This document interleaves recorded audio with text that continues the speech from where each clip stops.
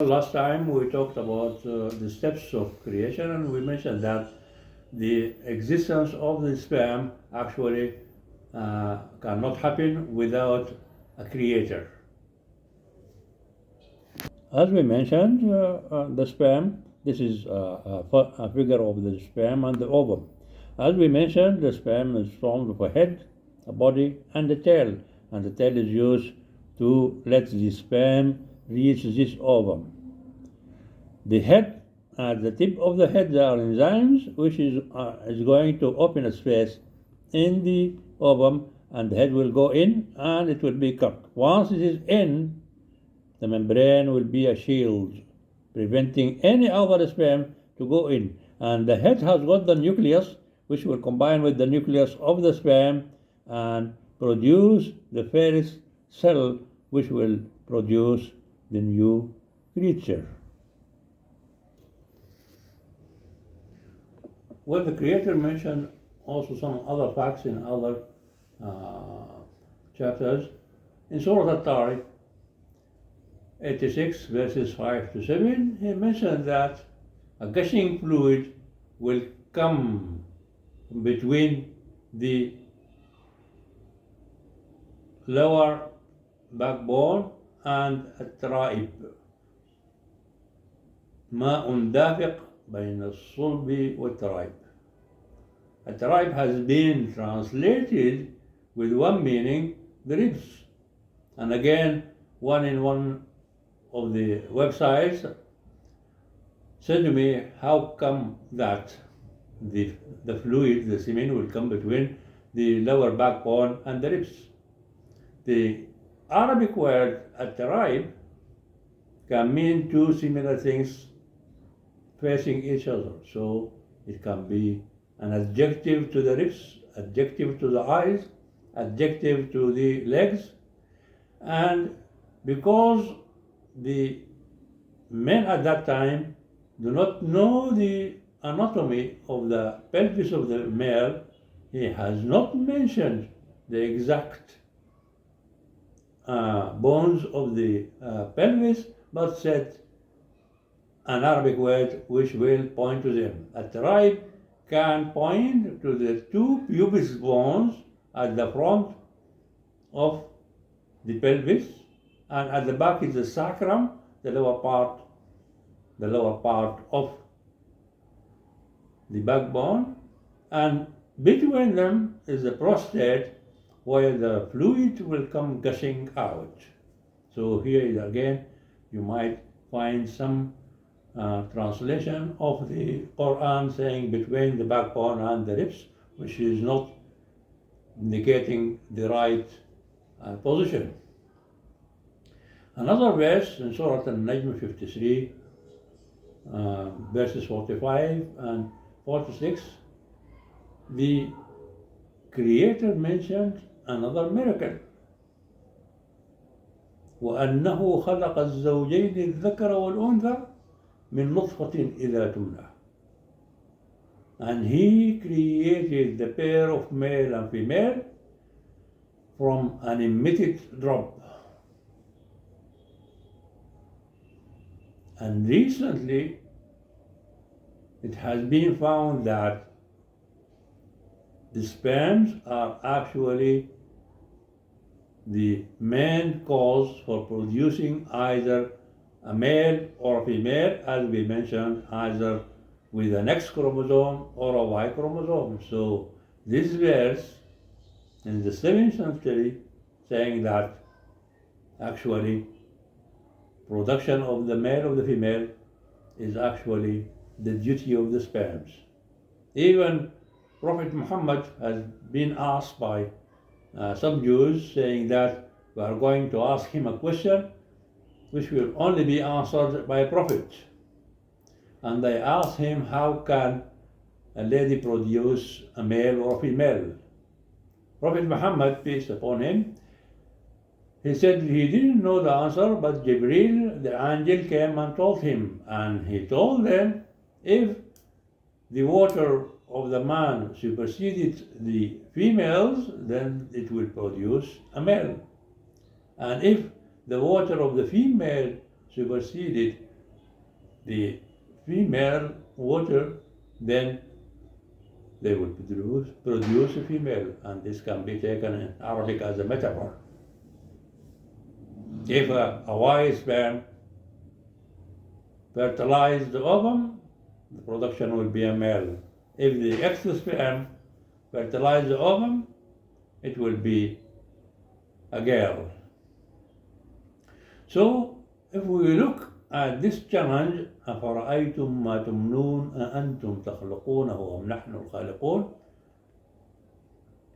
Do you see what you ejaculate? Do we create it or do we? It goes even scientifically down to prove that all these processes cannot happen except with a creator programming all the steps of fertilization and the production of the new child. The Surah Al-Waqi'ah 56 goes on in this step, أفرأيتم ما تخلقون أفرأيتم ما تمنون أنتم تخلقونه أم نحن الخالقون. Again, the Creator gives a challenge. أفرأيتم الماء الذي تشربون أأنتم أنزلتموه من المزن أم نحن المنزلون. Do you see the water which comes from the clouds? Do you bring it down or do we? And the simple answer at any time that we have nothing to do with bringing it down. Here it comes, what they call the water cycle, but this is a very simple way of describing the process. The actual process of producing the drops of rain is a scientific puzzle. Most of you have traveled with airplanes. When the airplane goes between the clouds, have you ever seen drops of water on the window? So how these drops are formed? They say that they are formed around dust, and then they go down. So it's still the challenge is there. Who brings this water in? And the water is actually a very important part of our lives. 75% of the earth is actually water.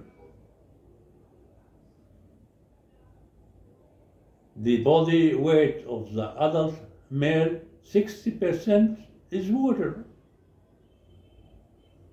The child, 70% is water. All the living creatures has got water in them. And actually, the Creator mentioned that He created man from water. And this actually brings us to just a question. Darwin, an intelligent researcher, has traveled for 5 years in a ship and came with his hypothesis that all living creatures came from water. The order of the Creator to man in one verse: سيروا في الأرض فانظروا كيف بدأ الخلق. Walk around the earth and see how creation started. And that has been done by Darwin. The Creator said, all living things, وَجَعَلْنَا مِنَ الْمَاءِ كُلَّ شَيْءٍ حَيٍّ. All living things are actually produced from water. And Darwin said, all living creatures came from water. Has he read the Quran? This is actually just thinking this information has been in the Quran since the 7th century. And it's good now. People are reading the Quran after Gaza strike. People cannot understand how can a lady carrying her dead child and saying, Alhamdulillah, thanks to God. Because he knows that this child died and he is going to go to paradise. And he is going to help her in the day after. And that faith will actually keep her patient. So people now are reading the Quran. As we mentioned early on, the Quran came to Prophet Muhammad when Prophet Muhammad has been prepared by his morals. Even recently, I came across that actor Will Smith, a very nice, famous actor, he started reading the Quran and the Bible, and he said that all of them seems to have the same theme, and that is actually an indication that they are all from the same creator. So water is actually the main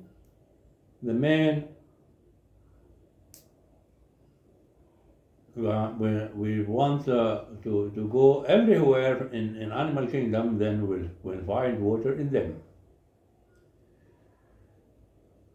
We have around 8 billion population on Earth. And it is estimated that man can drink about 2 liters per day, maybe less in the very cold areas, maybe more in the hot areas. That is an average. And if we count that, then we need around 16 billion liters of water.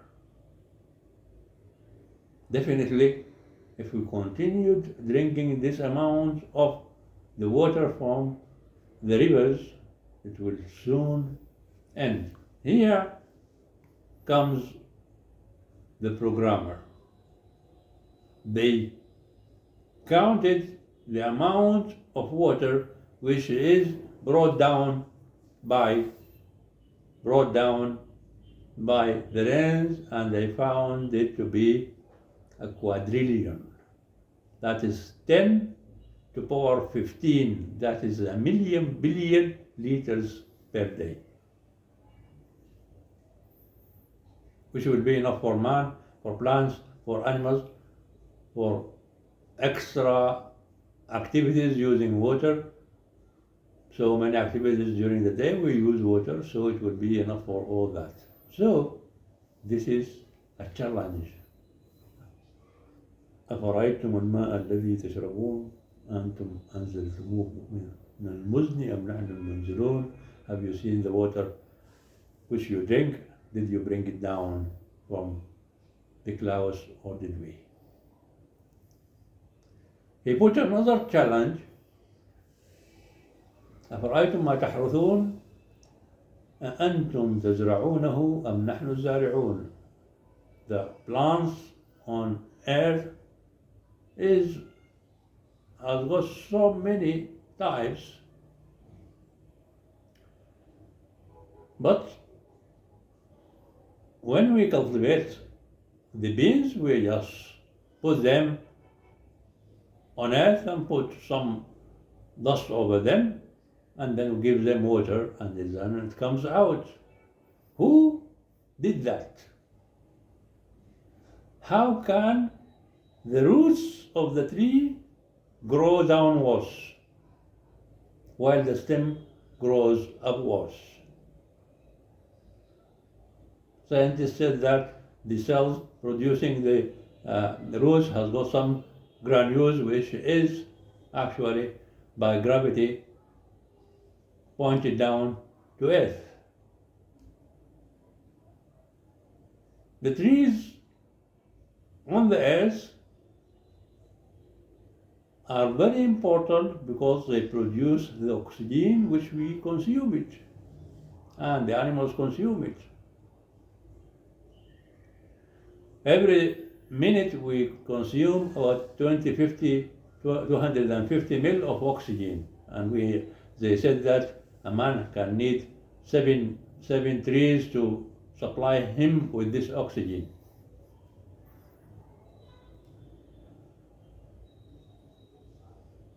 So the 8 billion will need around 56 billion of trees. Are they available on Earth? Actually, they estimated the number of trees on Earth to be 3 trillion, which will be enough for all the animals and man and even plants which are producing them. So these challenges are valid till now. The Creator mentioned a very important challenge. نحن قدرنا بينهم الموت وما نحن بمسبوقين. Death is the challenge. You can see your beloved person in front of you gasping, and you can do nothing to him to bring back his soul, to bring back him to life. At the end of these verses, the Creator swears by the positions of the stars. وَلَا أُقْسِمُ بِمَوَاقِعِ النُّجُومِ. He hasn't sworn by the stars themselves.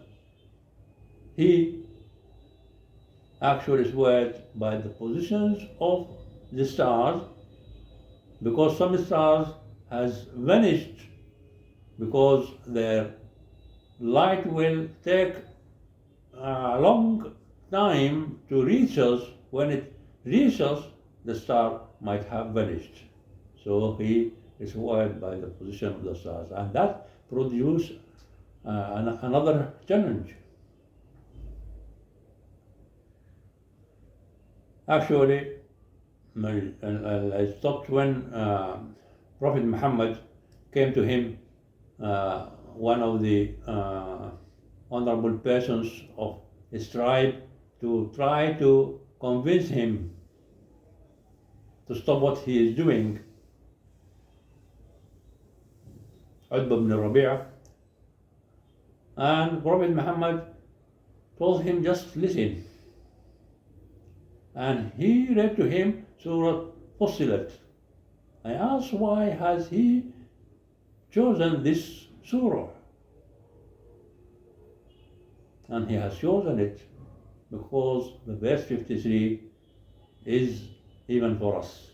سنريهم آياتنا في الآفاق وفي أنفسهم حتى يتبين لهم أنه الحق.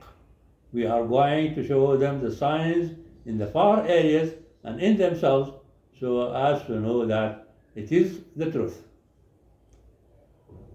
The position of the stars and the far areas, that will be for next time. Thank you.